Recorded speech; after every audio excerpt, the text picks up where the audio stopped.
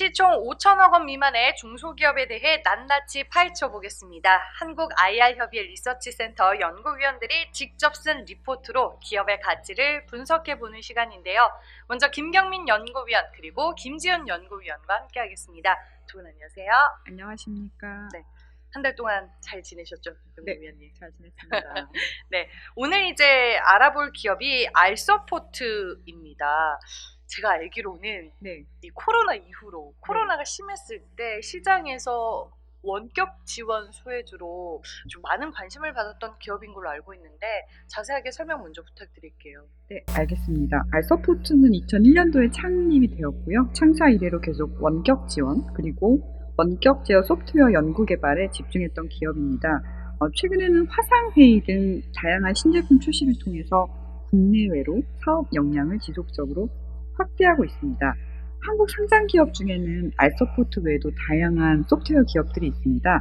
다만 알서포트의 좀 더 특징적인 부분은 전사 매출의 70% 이상이 클라우드 기반으로 매우 높은 편이고요. 그리고 일본으로의 수출이 매출의 60% 이상을 차지하고 있어서 수출 비중도 높습니다.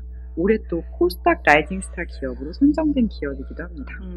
소프트웨어 솔루션 회사다라고 얘기를 해주셨는데 구체적으로 어떤 제품들을 좀 공급을 하고 있는 회사인가요? 네, 원격 지원 소프트웨어 또는 원격 제어 소프트웨어를 공급을 합니다.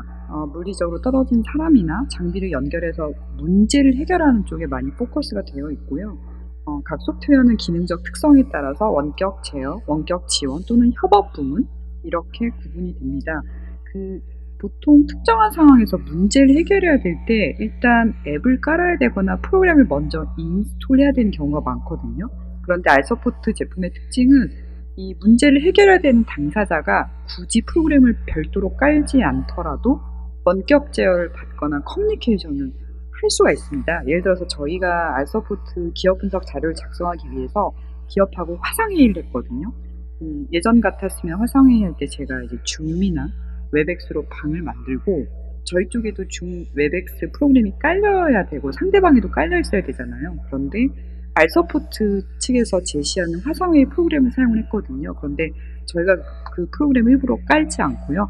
그쪽에서 보내주신 링크를 클릭해서 들어가기만 하면 마치 줌이나 웹엑스를 이용하는 것처럼 편리하게 화상회의로 IR 미팅을 진행할 수 있었습니다.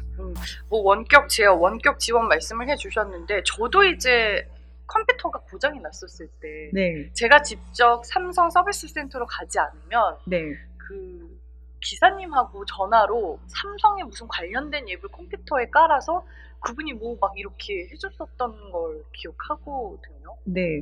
그런 경우가 많으신데요. 네. 이제 알서포트 프로그램 이용하면 스마트폰 카메라를 통해서 지원을 받거나 이런 것들이 가능합니다. 그래서 유저 입장에서 매우 편하게 원격 지원이나 아니면 원격 제어를 받을 수가 있습니다.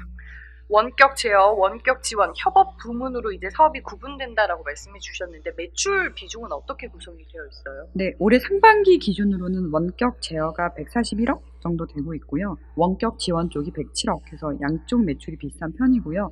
기타 제품에는 화상회의 솔루션이 포함되어 있습니다. 이쪽 매출은 25억 정도로 추정이 되고 있습니다.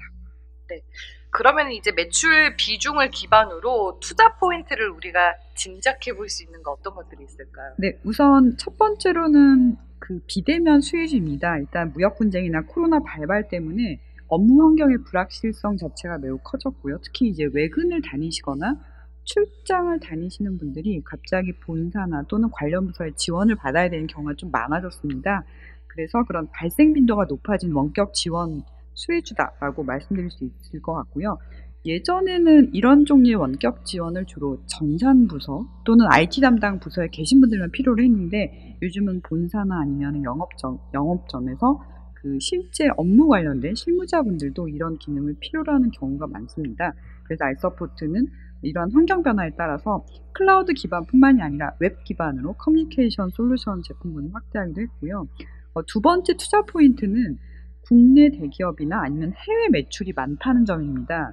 실제 우리 아나운서님께서 소프트웨어 기업들 방문 가보시면 정부기관이나 아니면 지자체 매출 비중이 대부분 높습니다. 이제 그런 쪽에서 프로젝트성으로 시스템 구축 매출이 많이 발생을 하거든요. 그래서 저 같은 경우는 소프트웨어 회사들 만나게 되면은 일단 고객사별 매출 비중부터 물어보는 편인데요. 알서포트는 매우 독특하게도 정부기관이나 지자체 매출 비중은 매우 적고요. 국내 대기업 또는 일본 고객사의 매출 비중이 높은 편입니다. 그래서 전반적으로 고객사가 다변화되어 있다라고 말씀드릴 수 있겠습니다. 그러면 뭐 IT 회사뿐만 아니라 금융기관이라든지 여러 가지 회사들을 고객사로 두고 있는 좀 포트폴리오가 다양화되고 있는 네, 상황일까요? 맞습니다. 그래서 이 솔루션 자체가 굉장히 다양한 곳에 적용될 수 있다라고 말씀드릴 수 있겠습니다. 그리고 이 원격 제어나 원격 지원이 코로나 이후로 좀 많이 대중화되기는 했죠, 이 솔루션이. 예, 맞습니다. 저 같은 경우도 노트북이 문제가 생기면 일단 삼성 지원센터에 들고 가야지라는 생각을 많이 했었는데요. 요즘 같은 경우는 굳이 제가 가지 않더라도 뭔가 온라인 기반으로 지원을 받거나, 그래서 저도 실제 제가 오프라인 기반으로 어딘가에서 지원을 받았던 기억은 점점 희미해져 가는 것 같습니다. 네, 그렇군요. 그러면 이제 알서포트의 올해 실적은 우리가 어떻게 전망하고 예상해 볼 수 있을까요? 네, 매출은 증가할 것 같습니다. 그래서 매출 증가율은 제가 전년 대비 3.8% 정도 보고 있고요. 매출 전망치는 545억으로 보고 있습니다. 다만 영업이익은 감소할 것으로 보고 있거든요. 그래서 전년 대비 15.9% 감소한 147억으로 예상을 하고 있습니다. 그 영업이익 감소는 환율 때문인데요. 아까 잠깐 말씀드렸던 것처럼 매출의 절반 이상이 일본에서 발생을 합니다. 그래서 엔화 약세가 지금은 이제 영업이익단에서 부정적 영향을 끼치고 있다라고 말씀드릴 수 있을 것 같습니다. 코로나가 발생한 이후로, 그리고 코로나가 정말 정점일 때 제가 알기로는 이 알서포트 기업을 매매 안 하신 분들이 없을 정도로 좀 투자자분들 사이에서 많은 관심을 받았던 기업 중에 하나인 걸로 알고 있는데, 그때 이제 반짝 주가가 올랐다가 최근에 좀 많이 또 다시 잠잠해진 걸로 알고 있어요. 현 주가 수준에서 이제 밸류에이션은 어떻게 측정해 볼 수 있을까요? 네, 딱 맞는 얘기를 지적을 하셨습니다. 네. 최근의 주가랑은 제가 보기엔 엔화 약세 영향이 큰 것 같고요. 저희 지금 PER 밸류에이션 23.1배입니다. 그래서 코스닥 지수가 한 15배 정도 되는데 그보다 높다라는 느낌을 받으실 수 있고요. 이 원격 화상회의 프로그램 업종에서 잘 아시는 웹엑스를 제공하는 시스코 시스템스나 아니면 줌을 제공하는 줌 비디오가 있는데 둘 다 밸류에이션 비교해 보면 거기보다도 알서포트가 좀 높은 편입니다. 그래서 사실 이 PER 밸류에이션이 높을 때는 고평가돼서 높다라기보다는 이 PER 구성할 때 이 이익이 좀 약간 작거나 감소하면은 밸류에이션이 좀 높아 보이는 경향이 있거든요. 근데 엔화 약세 때문에 전년 대비 이익이 감소하니까 그게 요 PER 밸류에이션에 영향을 끼쳐서 뭔가 좀 혼자 밸류에이션이 높아 보이는 그런 착시 현상을 일으키고 있습니다. 그럼에도 불구하고 국내 일반적인 소프트웨어 상장 기업과 달리 해외 매출 비중이 높고 클라우드 매출 비중이 높고, 그리고 10년 전에 이미 NTT 도코모의 지분 투자를 받았거든요. 그래서 포트폴리오 측면에서는 제 생각에 이 엔화 약세 이슈만 해결된다면 이 PER 밸류에이션 고평가 이슈는 점차적으로 완화될 거다라고 생각을 하고 있습니다. 지금 일본으로의 수출 매출 비중이 워낙 높기 때문에 엔화 약세가 일시적으로 실적에는 조금 영향을 주고 있다라고 말씀을 해주셨는데, 이걸 포함해서 또 다른 리스크 요인은 없을까요? 네, 환율 변동 위험 자체는 기업 측에서 반기 보고서나 분기 보고서에 잘 기재를 해서 다트 쪽에 공시를 하고 계시거든요. 그래서 이 엔화 약세 리스크는 기업 측의 발표 자료를 참고해 주시면 좋을 것 같고요. 제가 애널리스트로서 보기에 리스크 요인이라고 판단되는 것은 이 기업의 레퓨테이션적인 측면입니다. 제가 이 기업하고 미팅을 하면서 이렇게 편리하게 화상회의를 진행했다고 하면 제 주변에 줌이나 웹엑스 써보신 분들이 굉장히 편하겠다라고 말씀을 많이 하시는데, 제가 그런 분들한테 그런데 그 회사 이름이 알서포트입니다라고 말씀드리면 그런 회사 처음 들어봅니다라고 말씀하시는 분들도 많더라고요. 그래서 아무래도 대기업이 아니다 보니까 알서포트라는 브랜드 자체가 일반인들한테 좀 많이 알려져 있지 않거든요. 그래서 그런 부분이 조금 안타깝다라는 생각이 들지만 이렇게 어떤 회사가 주식으로서 결론적으로 주목을 많이 받으려면 실적이 좋아지면 주목을 많이 받더라고요. 그래서 저도 얼른 엔화 약세가 해소가 돼서 이 회사의 영업이익이 턴어라운드 하는 것을 기다리고 있습니다. 쓰는 사람들 입장에서는 편리하고 기업 입장에서는 비용을 절감할 수 있는 효과도 있겠네요. 네, 맞습니다. 저도 이제 전에 증권사를 다니면서 100명 이상의 고객들 대상으로 줌을 이용을 했거든요. 근데 아시는 것처럼 줌이 100명, 110명, 120명이 아니고요. 100명, 500명 이런 식으로 단가가 확 올라갑니다. 그래서 제가 100명 이상 대상으로 회의를 진행해야 되니까 조금 단가가 높은 서비스를 이용해야 된다고 윗분들한테 말씀드리는데 좀 어려운 점이 있더라고요. 그런데 실제로 그 비슷한 성능의 좀 더 많은 펑션을 갖춘 알서포트 프로그램, 화상회의 프로그램 이용하시면 훨씬 저렴한 비용 그리고 훨씬 다양한 기능을 이용하실 수가 있습니다. 네, 알겠습니다. 리포트 제목처럼 기업의 비용 절감에 안성 맞춤인 원격 지원 그리고 원격 제어를 주로 하고 있는 알서포트에 대해서 저희가 알아봤습니다. 지금까지 김경민 연구위원과 함께했습니다. 고맙습니다. 감사합니다. 네, 다음은 김재훈 연구위원과 함께하겠습니다. 안녕하세요. 네, 안녕하세요. 네, 오늘 이제 소개해 주실 기업이 엔시스입니다. 제가 알기로는 2차 전지 검사 장비 업체인 걸로 알고 있는데 자세한 설명 부탁드릴게요. 네, 엔시스는 2차 전지 검사 장비 중에서도 이제 비전 검사 장비라고 보시면 되고요. 2차 전지의 전체 전공정, 후공정 통틀어서 모든 검사 장비를 가지고 있다라고 보시면 될 것 같습니다. 대략 한 50개가 넘는 포트폴리오를 들고 있는 회사고요. 이 회사 과거를 보시면은 2013년도에는 태양전지 제조 장비 시장에도 좀 진출을 했었습니다. 그래서 그때 실적을 보시면은 하나큐스에 좀 매출이 좀 많이 잡혀 있는 걸 보실 수가 있고요. 네, 다들 아시다시피 국내 태양전지 쪽 시장이 좀 많이 안 좋아, 업황이 악화되면서 그쪽을 정리를 하고 2차 전지 검사 장비 시장으로 진출을 했다라고 보시면 될 것 같습니다. 그래서 이 회사 실적은 최근에는 굉장히 좀 잘 나오고 있어요. 모든 2차 전지 장비 업체들이 최근에 잘 나왔던 것처럼 이 회사도 2차 전지 장비 시장 쪽 수혜를 좀 받고 있다라고 보시면 될 것 같고, 그래서 실적 증가세를 보시면은 2차 전지 검사 장비 매출이 2017년 71억 원을 기록을 했었는데 19년에 200억을 넘는 수준으로 크게 증가를 했었습니다. 그래서 지금 동사 매출의 거의 60% 이상이 이 2차 전지 검사 장비다라고 보시면 될 것 같고요. 이 회사 같은 경우에는 좀 특징적인 부분이, 그 국내 가장 큰 배터리 업체들 두 곳에 공급을 하고 있습니다. 삼성 SDI 그리고 LG 에너지 솔루션을 가장 큰 고객사로 좀 보유를 하고 있는 회사다, 이렇게 말씀드릴 수 있을 것 같아요. 리포트 보니까 LG엔솔, 삼성 SDI가 이제 주요 고객사이긴 한데 이번에 해외 고객사도 확보를 했다고 하더라고요. 네, 맞습니다. 삼성이랑 LG 쪽 플러스 신규 해외 고객이 들어오면서 좀 몰려있던, 두 업체에 몰려있던 매출이 좀 다변화되고 있다라고 보시면 될 것 같고요. 그 LG 삼성 쪽도 좀 말씀을 드리자고 하면은 지금 차트를 제가 보여드리고 있는데, 삼성 같은 경우에 2021, 현재 대략 한 40기가와트 정도 캐파를 보유하고 있는데 2025년까지 거의 3배 정도까지 이제 늘리는 목표를 가지고 있고, LG 같은 경우에는 훨씬 큽니다.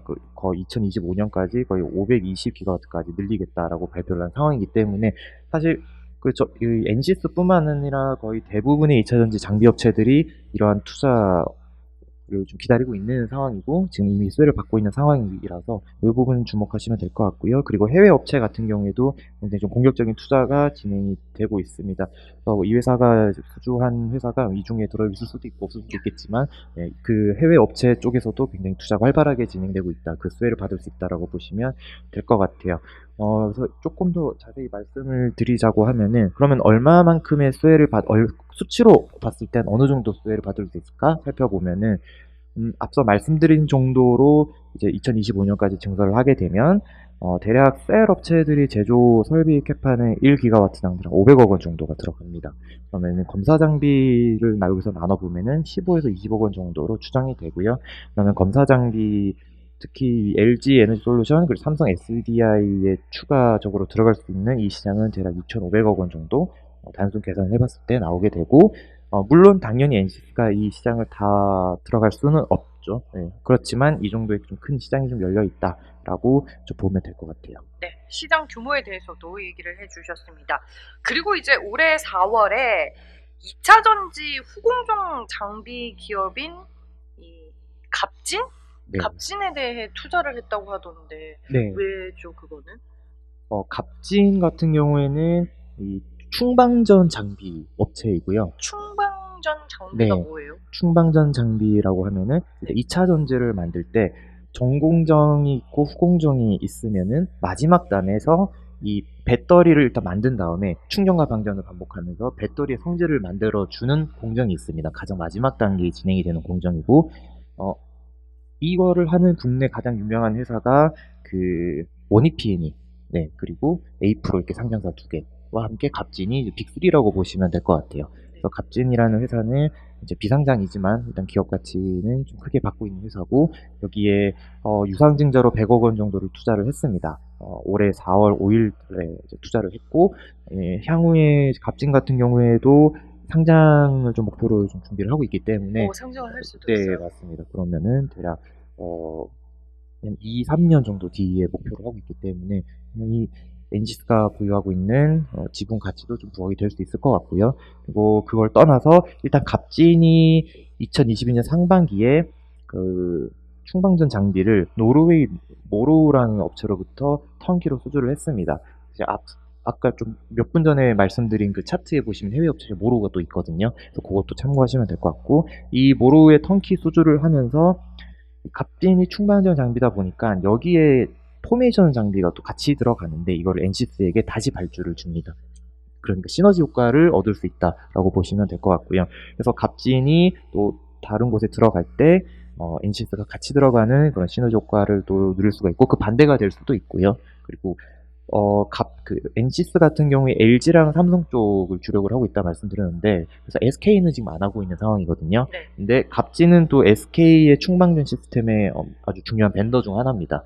그러면은 지금은 이 검사장 각 셀 업체들의 배터리 종류가 좀 다르기 때문에 아직은 안 들어가고 있지만, SK가 각형으로 포트폴리오를 다각화를 하게 될 경우, 지금 SK는 파우치형이죠. 네, 네. 각형을 한다라는 기사가 굉장히 많이 나오고 있습니다. 그렇게 되면은 각형 배터리 또 검사 장비를 잘하는 또 업체들을 선정을 해야 될 거고, 그 경우에 진입 가능성이 좀 높다라고 봐도 될 것 같아요. 물론 이건 결정된 건 아니기 때문에 향후도 플러스 알파의 모멘텀이라고 보시면 될 것 같습니다. 네. 갑진과 엔시스 두 회사의 시너지 효과에 대해서도 얘기를 해주셨습니다. 실적에 대해서는 좀 어떻게 추정을 하고 계세요? 우선 상반기 실적이 굉장히 잘 나왔었어요. 상반기 실적을 좀 짚어보자면 매출액이 30% 뛰었고 영업이익은 거의 4배 정도 뛰는 고성장을 기록을 했습니다. 이거는 당연히 2021년도 수주를 좀 많이 하다 보니까 상반기에 좀 매출 인증이 많이 됐다라고 보시면 되고, 그러면 올해 하반기는 상반기 수주를 좀 살펴보면 될 텐데, 상반기는 사실 그 전체적인 대외 사정이 좋진 않았습니다.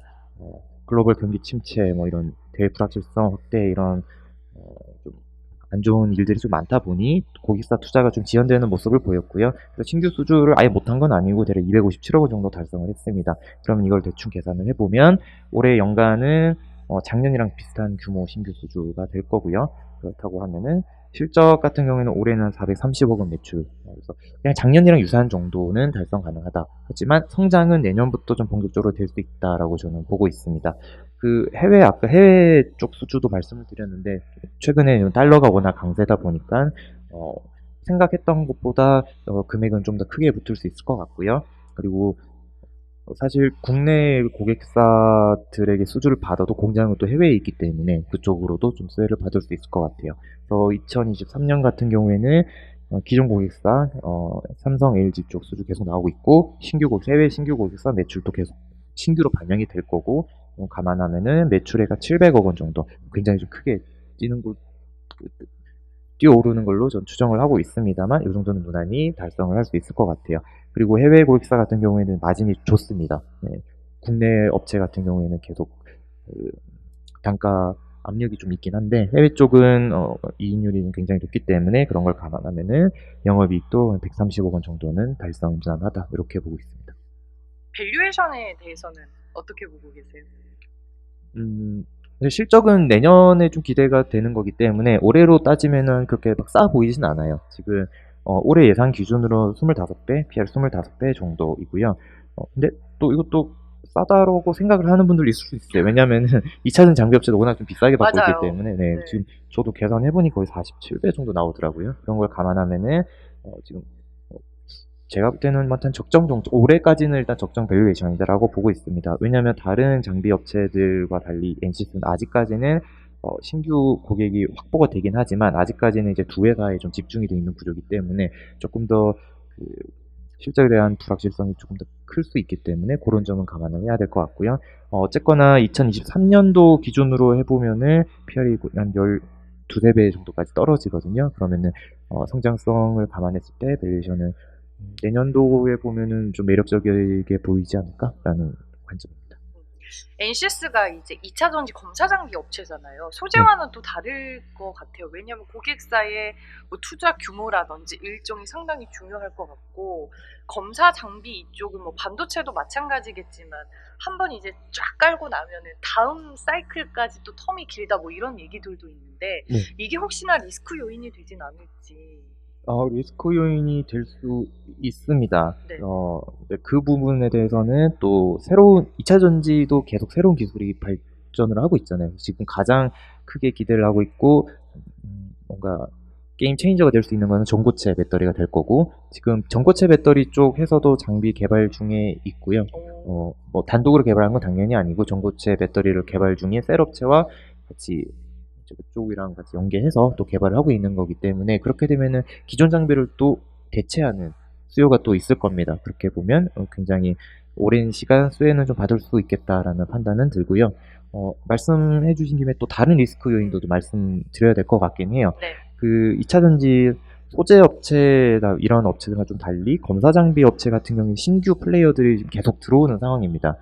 특히 디스플레이 업종이 워낙 좀 투자가 지연되다 보니 그쪽 검사 장비를 하던 친구들이 많이 들어오고 있어요. 실제로 2차 전지 검사 장비 업체들을 서팅을 해보면은 디스플레이 하던 친구 굉장히 많거든요. 그래서 신규 진입이 좀 많이 일어나고 있다라고 보면 될 것 같고, 그러면 이건 당연히 리스크인이 될 거고요. 이게 반도체 장비 같은 경우는 비싸잖아요, 장비도. 그러니까 투자하고 새로 진입하고 하는 게 조금 부담스러울 수 있는데 2차 전지 장비는 상대적으로 크기가 좀 작고 금액도 좀 낮습니다. 네, 대당 가격이 뭐 10억 미만인 것도 있고, 네, 10억대 정도면 좀 비싼 장비 이런 식으로 되거든요. 반도체 장비는 막 100억짜리도 있고 그렇죠. 그렇잖아요. 네. 그러다 보니까 좀 더 진입이 쉬운 부분이다. 이 부분을 리스크로 보시면 될 것 같고, 그리고 지금 어쨌든 상반기에 한번 투자 지연이 있었는데 이게 대외 상황이 어떻게 될지 모르겠습니다만은 또 지연될 가능성이 없다고는 말씀 못 드리겠습니다. 그래서 그 부분도 리스크 요인이라고 볼 수 있을 것 같아요. 특히 지금 선제적으로 캐파 투자 진행 중이기 때문에 장비 발주 지연되면은 이건 다 비용만 까이는 거잖아요. 그래서 그 부분은 좀 고려를 해야 될 것 같습니다. 그리고 마지막 리스크 요인은 또 말씀드렸죠. 소수 고객사는 리스크 요인으로 한번 짚고 넘어가야 되겠다라고 보고 있습니다. 네, 알겠습니다. 한국 IR협의 리서치 센터에서 발간하는 리포트의 특징, 리스크 요인까지 저희가 알아봤고요.